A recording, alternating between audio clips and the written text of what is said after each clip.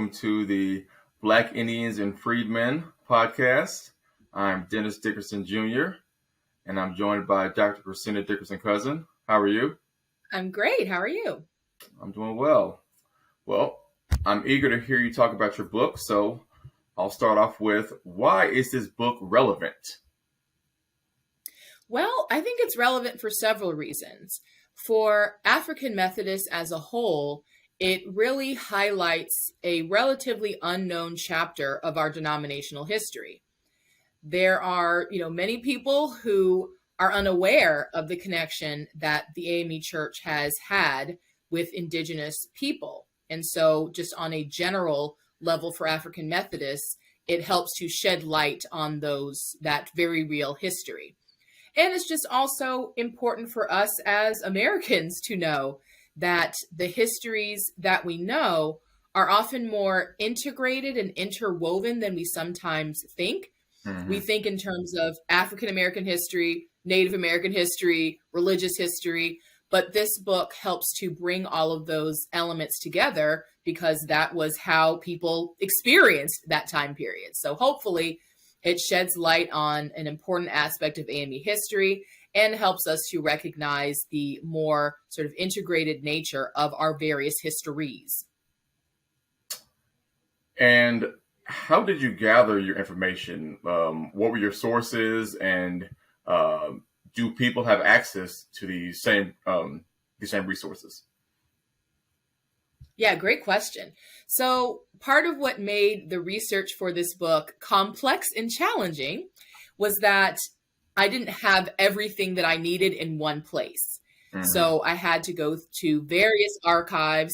I actually went to Oklahoma to interview Reverend Lonnie Johnson, who is now passed on. So that provided some oral history as well. And so that made it very complicated, but also very rewarding when I was able to bring all of these different elements together. So for example, we are, as African Methodists, aware that there are general conference meetings every 4 years. Mm-hmm. Well, that goes all the way back many, many generations. Yep. Back, in the 18th century, back in the 19th century, where we had general conferences every 4 years, and AMEs kept meticulous records. So I had access to general conference minutes from the 19th century, the eras that were relevant to my topic. I also had annual conference minutes. Mm. So the AME Church, as we know, is divided into Episcopal districts. And then within those Episcopal districts, those are divided into various annual conferences. And so every annual conference, for example, I'm in the New England Annual Conference that, holds a meeting every year in which, new pastors are appointed to various charges, and you get all kinds of information. And so those documents were available to me as well. So we're talking about going back to the 1840s, 1850s, 1860s, and beyond with these annual conference minutes. And they're so rich because they give us names. Mm-hmm. You can see the names of all of the ministers in a particular region. And then you can cross-reference those names with census data, which I was able to get on Ancestry.com. So if you have the name of a minister, you can plug that name into Ancestry.com and see the census records. So if that person was in the 1870 census, you can find out, who that person's spouse was, where that person was born, perhaps where their parents were born. And that just helps to flesh out who these various people were. And so these documents are available, again, not all in one place, but you can find a few here and a few there and bring that all together. But in terms of, census records and Dawes Commission's records, which we'll talk about, I'm sure, later on in the podcast series, but all of that is available on Ancestry.com. So it's a lot of different documents that help to make up this complex book to tell this complicated story. So you've been doing some digging the last few years, huh? I have. It took a long time. All right. Well, let's dive right into the book, chapter 1. You begin your book with biographical information on Richard Allen, culminating with his encounters and subsequent evangelization of Indigenous people.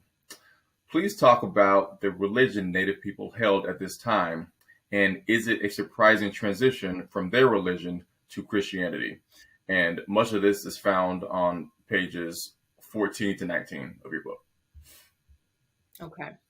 So, what's important to understand about indigenous people, indigenous nations, is that they are and have always been extremely diverse.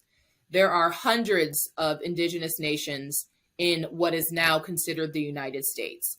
These people speak various languages, have different ethnic backgrounds, different traditions and beliefs. And that was certainly the case in the time period that I study in the book. And so there isn't one Native American religion. There wasn't just one set of beliefs. There are, various different beliefs, various different traditions. And so by the time that Richard Allen, John Stewart, and Jarena Lee are encountering Native people, the various Native people who I mentioned in the book, they've had, a few centuries of interacting with the different kinds of Christianity, but they also have their own longstanding traditions and beliefs. And so some are trying to find a way to merge their traditional beliefs with Christianity, whatever version of Christianity that they are encountering, finding ways of looking at aspects of Christianity that make sense to them and that kind of fit within their traditional belief system. And so finding ways to incorporate those things that make sense and not incorporating things that don't make sense to them. So it's complicated, and it's different for every encounter that you're looking at. It depends on the time period you're talking about, depends on the particular nation you're talking about. But generally speaking, Native people have their own unique, diverse traditions and belief systems. And depending on what time period you're looking at, different interactions with the various forms of Christianity, which, Christianity itself is diverse as well. It is. Thank you. Shifting gears a little bit, what do people need to understand about the Revolutionary War and its aftermath and its connection to Native American history? And how did it connect indigenous people to Richard Allen? Okay. So the Revolutionary War begins in 1775 and ends with the Treaty of Paris in 1783. Essentially, what this war is about, as we all learned in school, was the 13 British colonies rebelling against the, English monarchy and that kind of rule, colonial rule, and seeking to govern themselves. So trying to get rid of King George III, get rid of being a colony, and wanting to be, their own independent nation. And so in the midst of that, in order to make that happen, you have this prolonged, very violent conflict over many years.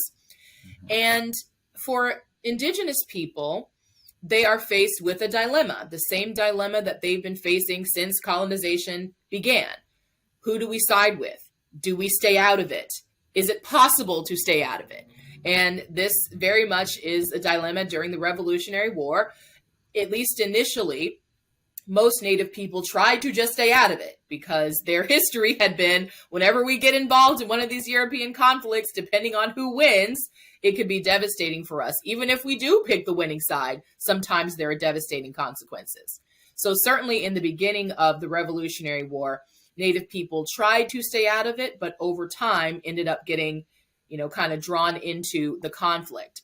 And, this is a war. This is a war that goes on for many years. And so all of the, consequences of war are, meted out for Native people, the destruction that is caused, the upheaval that is caused, depending on, honestly, regardless of which side they chose, it still led to eventually losses of land, losses of people, and in many cases, just, really devastating outcome for them. So for, Americans, it's, oh yes, we fought the revolution and it's great and it turned out great for us. But for many Native people, it was, certainly not a positive experience and not a positive outcome for them.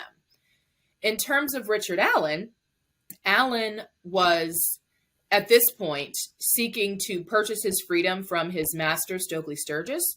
And one of the jobs he did in order to earn money was hauling salt between Pennsylvania and Delaware. Hmm. And one of the sites that he went to was George Washington's encampment at Valley Forge. And so Allen himself, is a part of this, complex fabric of the revolution. He is present at this really critical moment in Revolutionary War history, being at Valley Forge. And I posit in the book that, there were Native people at Valley Forge at the time that Allen went there. So I don't know for sure that he met this person or that person, but I put him in that context so that we can think about, as Allen is having these experiences, what might he be thinking about? How might, interacting with Indigenous people have affected his view on Methodism, which was still, emerging at that time. So I try to put it in that context. Okay. Staying with Allen, in that same section around pages 15 to 16, you bring up Benjamin Abbott. So my question is, one, who is Benjamin Abbott? And why do you think Richard Allen and Benjamin Abbott formed such a tight bond? What did each mutually gain from the other? And why was Allen so effusive in his language talking about Abbott? Yeah, so Benjamin Abbott was one of those people who I had, I'd read his name before, reading Richard Allen's, life experience and gospel labors, autobiographical work. So I'd seen the name before, but I really only dug into who he was as I kind of reread that section and saw how effusive Allen was in his language about Abbott, and how he likened their relationship to really a familial relationship. And so what I posit in the book is that the reason that Allen was so affected by Abbott is because Abbott, who also was a minister, deeply believed and practiced the idea that God is no respecter of persons, that race didn't matter, gender didn't matter, everybody was equal in the sight of God. And so Abbott practiced that in terms of who he evangelized among. So Abbott was known to evangelize among multiracial audiences, including African Americans and Indigenous people. And this makes a lot of sense to Richard Allen. Really, the reason he was attracted to Methodism was because Methodists were the, we're for everybody people. Yeah. They were the, we're not going to wear, all this, stuffy garb and have this, complex, hierarchical system. We are the plainclothes ministers who are here for everybody. And so that really attracted Allen. And so that, in addition to seeing Abbott being so inclusive, really made Allen say, okay, this really is real. This is a genuinely Christian person. This is someone who's not just spouting this, rhetoric on Sunday. This is someone who is living this. And so I believe that was really a foundational relationship for him. And we certainly see how this relationship helps to manifest some of the point of view that Allen has when he eventually establishes the AME Church. So this was really a crucial relationship with Abbott that we haven't, fully explored before. So I was happy to be able to make that connection. Thank you. All right. Well, throughout this, I'll ask you to explain some of your quotes from the book. So Okay. Our first one comes from page 18. You wrote, "If the denomination only included Black Americans, it would be no better than the MEC." Please explain what you meant by that. Yeah, so the Methodist Episcopal Church, which gets formally established in 1784, this was initially the denomination to which Allen belonged. And as is, well known, eventually he began to see some less than Christian behavior among the white Methodists at St. George's Church in Philadelphia. Mhm. And he was disappointed in this, not only as a Black man, so of course he was offended to be discriminated against as a Black man, but he was also disappointed as someone who was really there from the beginning of the Methodist movement and knew what it was supposed to be. And so when he saw these white Methodists behaving in this way, he said, not only is this, offensive to me as a Black man, but this is offensive to me as a Methodist, as a genuine, Wesleyan. Mm-hmm. And so what I argue is that when he does eventually found the AME Church, he deliberately doesn't intend for it to be an exclusionary Right. institution. It's not only for Black people, because otherwise, how is that any different than what the Methodist Episcopal Church was doing? So I view Allen really as trying to reclaim genuine, authentic Wesleyanism, which was supposed to be, egalitarian and inclusive, and, not putting one group of people above another. So I really view that as foundational to understanding what Allen was trying to do with the AME Church. And that helps to set the stage for the rest of the book, because I'm really trying to make the point that although the AME Church has African in the title, it wasn't intended to be exclusionary. It wasn't intended to say this is only for people of African descent, because, really he's trying to reclaim the Methodist movement, and in doing so, making it inclusive again. I don't mean to go off script, but is that a point that we miss today? Allen's Methodism, is that a point that we miss today? I think so. I think understandably, we view what happened at St. George's that day through a racial lens, obviously. But we also have to really remember that Allen was one of the original Methodists in America, period. Mm-hmm. He is not coming along late to the Methodist movement. He was at the Christmas conference when the Methodist Episcopal Church gets established. He is just as much a foundational Methodist as Francis Asbury or anybody else. And so he knew what the Methodist movement was about. And so it makes sense that he would be concerned that he saw the Methodist movement veering from what, it originally had been, or at least it was intended to be. So I do think we need to emphasize more the, really deep Methodist beliefs that Allen had, and his authentic Wesleyanism, and seeing that as a critical part of his identity, not just his racial identity. Well said. All right. Another quote, also on page 18. You wrote, "Upon the creation of their denomination, Allen and the African Methodists immediately sought out members of diverse ethnicities. As a result, ministers and members, Negro and white, and Indian, were early admitted to the denomination. So, what do you feel motivated AME ministers to put significant effort into converting Native Americans?" So I believe that Richard Allen and the other African Methodists viewed their denomination as being a place for all marginalized people of color, not just people of African descent, and even, whites as well, who felt, comfortable in the AME Church. He really wanted it to be an inclusive denomination. And so I believe they sought out indigenous people because, well, why wouldn't you? Mm-hmm. There had already been efforts among, Methodists to be more inclusive and to think broadly about the Christian community. And so why wouldn't they? They could see that indigenous people were being oppressed in different ways than African Americans were, but certainly being oppressed, having their lands taken, having their people attacked.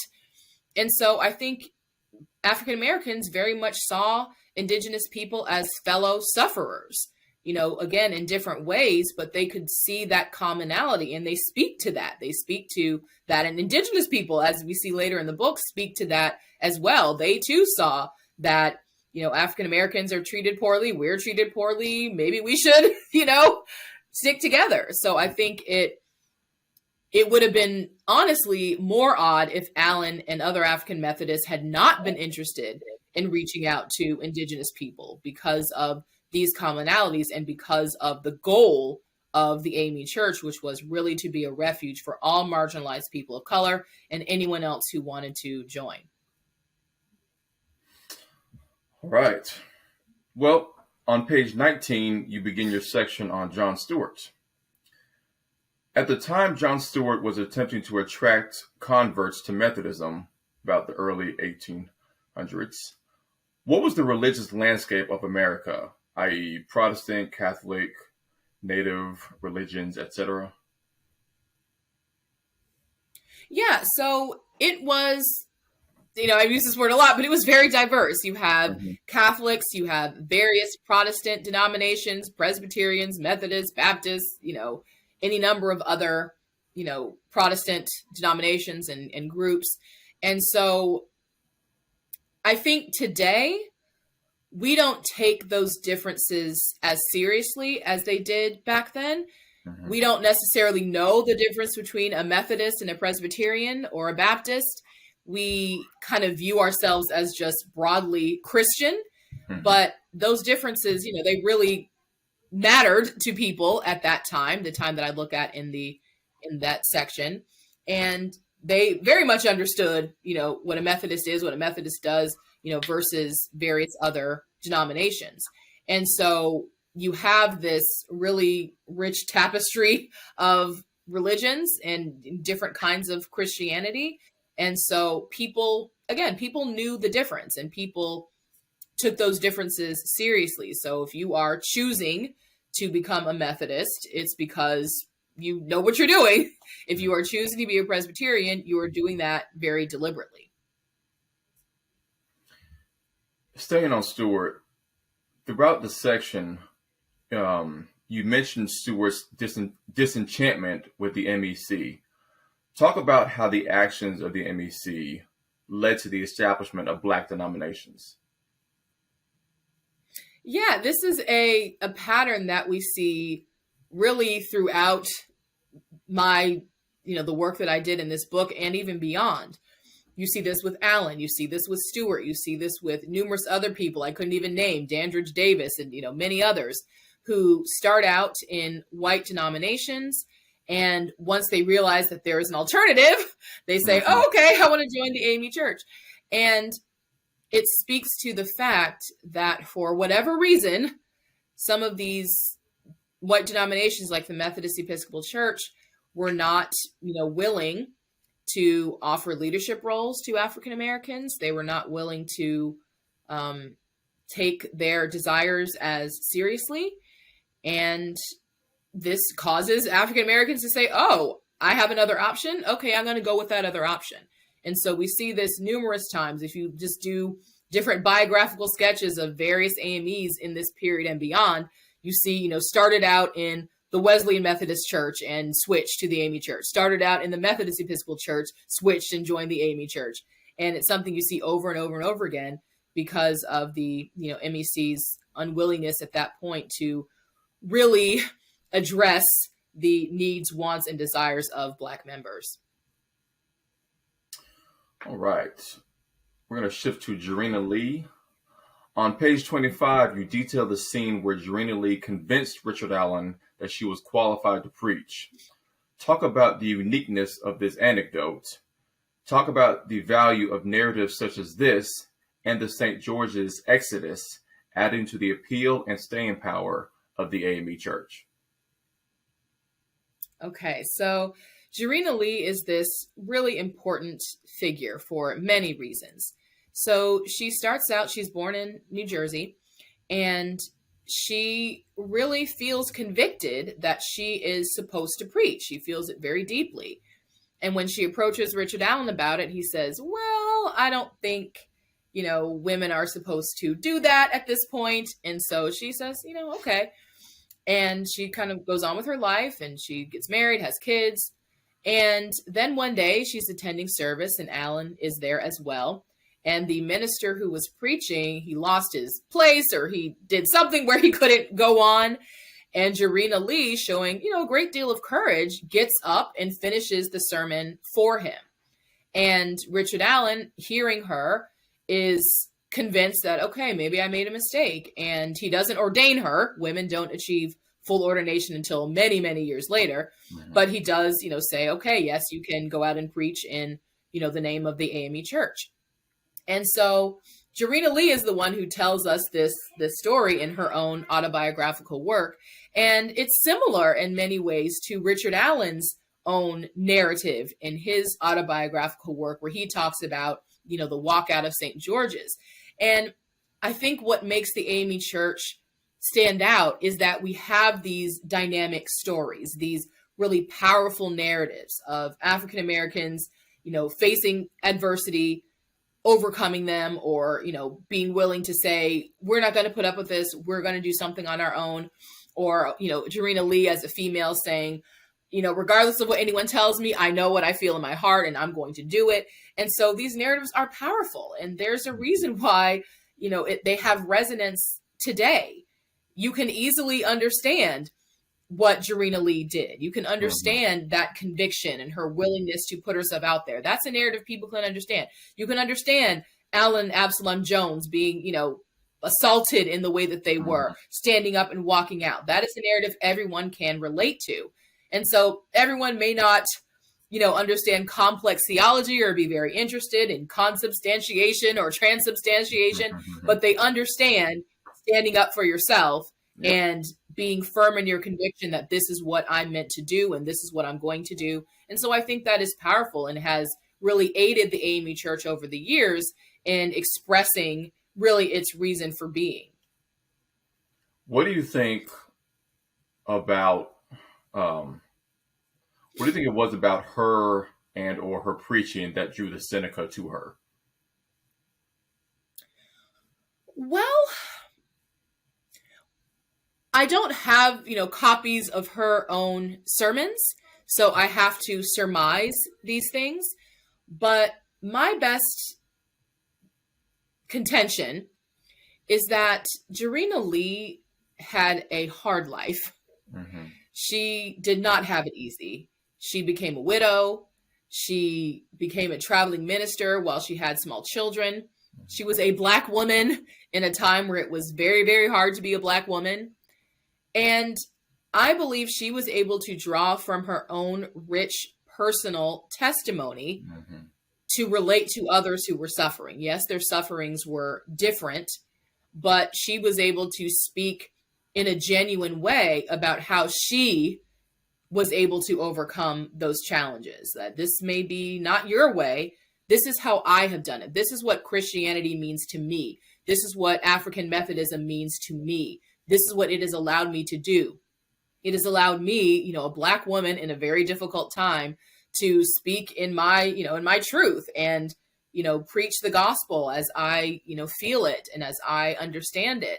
And I think people, whether they understood every word she was saying, because of course, you need a translator and all, whether people understood everything she was trying to say or not, I think her presence and her ability to talk about her own challenges, that would have been affecting for people. I wish I had, the sermon she gave, but these are, my best guesses based on information I have. Yeah, and you just alluded to my next question. On page 27, you discuss an anecdote about two Seneca men praying in their own language with Jarena Lee. Talk about the communication barrier between AMEs and the indigenous people to whom they were attempting to evangelize. How was this overcome? And will you discuss this later on in the book?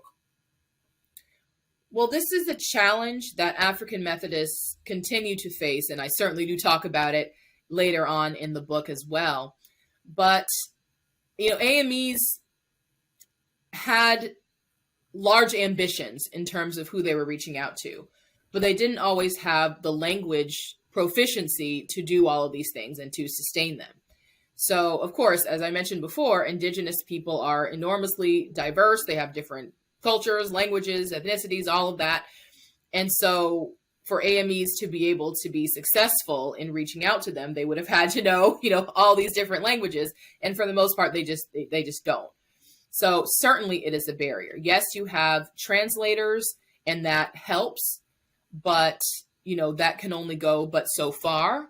So it's interesting to think, kind of as a thought experiment, how things might have gone if they did have that language ability.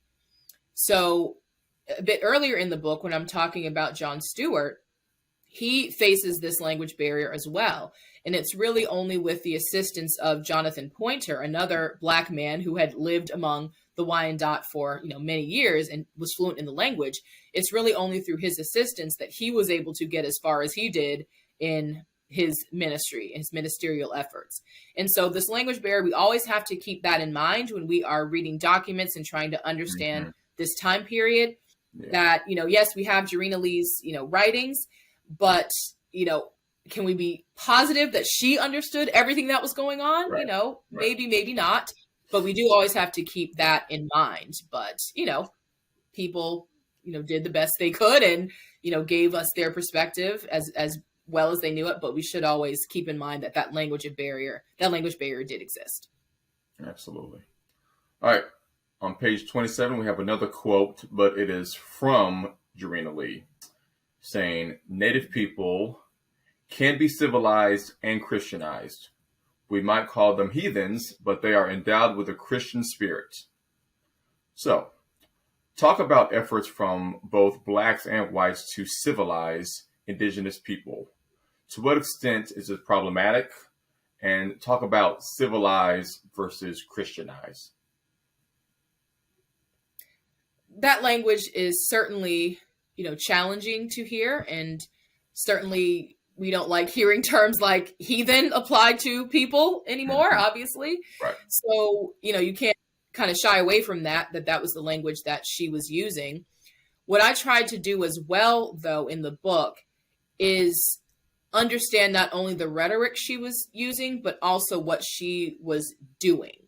Mm-hmm. And so, for one, the AME Church is not in a position to force anyone to do anything. The AME Church cannot come in to, sovereign indigenous nation and compel them or force them to be, civilized, whatever that means, or anything else.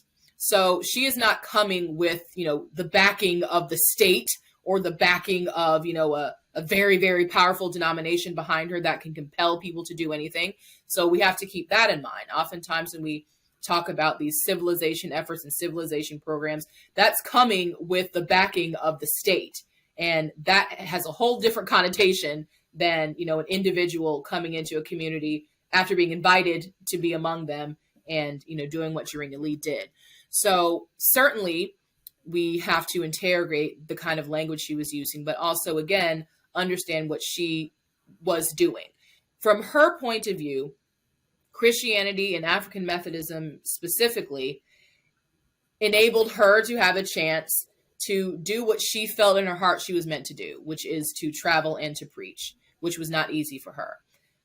Christianity and African Methodism was helping, people, enslaved people from, around the country to, have agency and to have a place where they could go, where they could, escape slavery. There are many AME churches that were stops on the Underground Railroad. And so to Jarena Lee and to other African Methodists, what Christianity meant, what the AME church meant, it was liberation. It was spiritual fulfillment. It was a Jesus who was on the side of the oppressed and not the oppressor.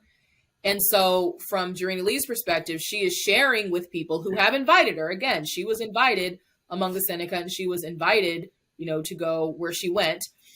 And she's sharing with them how she has overcome and how she has survived. And again, the language she used is not, pleasant for us to hear necessarily, but I don't view it in the same way that I view what the state was attempting to do as well.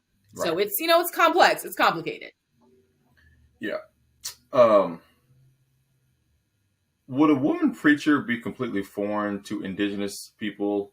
This stems from something you say on page 28, that the Seneca were receptive to Lee because of their matrilineal descent, quote, and their custom of seeing women in positions of authority. So could you talk a little bit about that? Yeah, so the Seneca are a part of the Haudenosaunee Confederacy, which is composed of 6 nations. And all of these 6 nations, compose this, very strong collective. And they have women in positions of authority. So women, clan mothers, choose chiefs and have, a really important role in those societies. And so, again, I don't have any Seneca saying or giving me, a document about their perspective on things, but from what I can understand, since they are more accustomed to seeing women in these important positions, it didn't seem odd to have a woman come and preach to them. So Jarena Lee talks about how people, when they heard that she was going to be there, they came from all around just to hear her speak. And it was in bad weather that they all came. And so evidently they were interested in hearing Christianity as expressed by someone like her.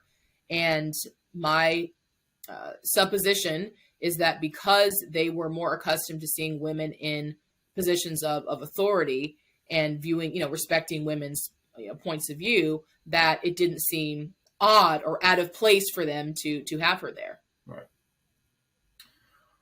All right. One more quote, and it's the last question on Lee. On page 30, you say, had the AME Church granted Lee substantial and sustained financial assistance, she might have been able to develop an AME mission to rival what Stewart had created among the Wyandotte. So could you just expand on that? The AME Church, certainly in this period, was not a wealthy institution. AME members, were not wealthy people. Certainly, throughout the course of what I talk about in the book, you have enslaved people, formerly enslaved people, just regular folks sending in their dollars or their dimes just to help finance the church. So the church doesn't have a whole lot of money to give out to individuals to start, a ministry, certainly in this period. And really, the Department of Missions isn't fully organized yet when Jarena Lee is doing what she is doing in the 1830s. The denomination is still, fairly new. And so had those resources been in place, it is reasonable to think that she could have established a permanent mission somewhere, like John Stewart did. It is certainly possible that she could have done that with sustained support, and, if she could have gotten more people to assist her with that. But because of the financial position that the AME Church was in, those options were just limited. It was just really depending on motivated individuals to go out and start these ministries on their own. And we can help if we, are able to, but most of the time, that was not always feasible. So, yeah, that's in line with my next question. So beginning on page 31, that is the final section of the chapter on AME outreach in Africa and the Caribbean. We see a pattern of impecunity with the church's efforts to expand in Africa and the Caribbean. So what was the state of the church's finances around this time? What other barriers inhibited the church from further expansion? The denomination has always had expansive ambition. Mm-hmm. Allen and other African Methodists view the denomination as an Atlantic world institution. Mm-hmm. So that means, the continental United States, the first, the 13 colonies. That means the Caribbean. That means Africa. And the goal was, yes, to have a presence in all of those locations. But as I mentioned before, the AME Church is not a wealthy denomination, certainly at this point. The denomination is only a few decades old, and many of its members are either enslaved or formerly enslaved. And, maybe they're able to have, some financial means, but not enough to support such vast ministries. And so that is certainly an inhibitor. And then also, as I mentioned before, as you asked the previous question, language barriers. You see you see the AME Church wanting to go to Haiti and making efforts there. But again, you have that language barrier. And so all of those things. And then, of course, going to Africa, you have language and cultural barriers of things people that AMEs don't necessarily understand initially. And so, yes, all of those are barriers to the church's expansion. Allen viewed the denomination's future as being an Atlantic world institution that really encompassed all of those regions that I mentioned before. Mm-hmm. But the money issue and the language and cultural proficiency issue remains, a challenge. Well said. All right. Well, our final question to kind of tie this all together. Why are these examples of Allen, Stewart, and Lee important to help us understand AME church history? It's important because by the time we get to the majority of the book, which happens in Indian Territory, modern day Oklahoma, in the late 19th, early 20th centuries, we need to understand that that effort didn't come out of nowhere, that there is this earlier period in which Allen, Stewart, and Lee are making outreach to indigenous people foundational to the denomination. This is not something that just comes about out of the clear blue sky, but this was intentional. It was intended to be a denomination for all marginalized people of color, including indigenous people. And so if we didn't have, this chapter and chapter 2, which I'll lead up a little bit in a minute, if we didn't have those chapters, we wouldn't fully understand the context for what happens in Indian Territory later. And it would seem like it was, sort of a one-off or something that made no sense, rather than very much intentional, very much a part of what the AME Church was always supposed to do. So as we're going to see in chapter 2, it shows two indigenous ministers, Thomas Sunrise and John Hall, who become ordained ministers in the AME Church in the 1850s up through the 1890s. And so if you didn't understand, chapter 1, that too would seem to have come out of nowhere. Then what on earth? You have these people joining the AME Church, becoming ministers? Well, if you didn't know that Allen initiated that effort and that Stewart continues it and Lee continues it, then you wouldn't fully understand that context. And I think that's critical for understanding the book and for understanding AME history as a whole. Perfect way to end it. Thank you. I look forward to talking about chapter 2. Absolutely. Thanks so much. Thank you. See you then.